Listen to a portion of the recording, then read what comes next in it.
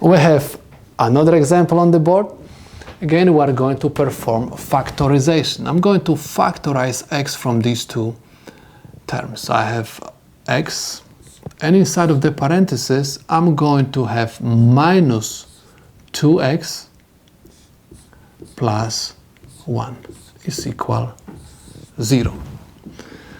In order to balance this equation, you have to realize that one of the factors of this product must be equal 0, or both of them supposed to be equal 0. That's why we are going to write x is equal 0, or minus 2x plus 1 is equal 0. In order to find value of x, and because we have negative coefficient to this x, I'm going to take this term and move to the right side. And I have 1 equals 2x. In order to find value of x, I'm going to divide both sides equation by 2. 2 and 2 will cancel out, so x is equal 1/2. In order to verify that our answers are correct, you're supposed to substitute every x in the original equation by 0 and later on by 1/2. Copy down the original equation first. Negative 2x squared plus x is equal 0.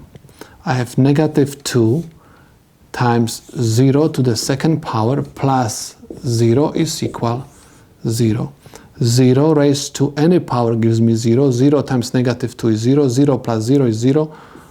0 is equal 0. Left side of the equation is equal to right side. So we can say that this is correct answer. Let's check the second value of x. Copy down the equation. Minus 2x squared plus x is equal 0. I have negative 2 times 1/2 squared plus 1/2 is equal 0.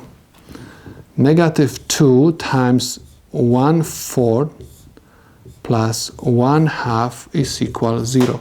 Negative 2 times quarter is negative 1/2 plus 1/2 equals 0. Negative 1/2 plus 1/2 is equal 0 is equal 0. As you can see, the left side of the equation is equal to the right side. So this is also correct answer. So I can say that these two values of x are the correct solutions to my problem.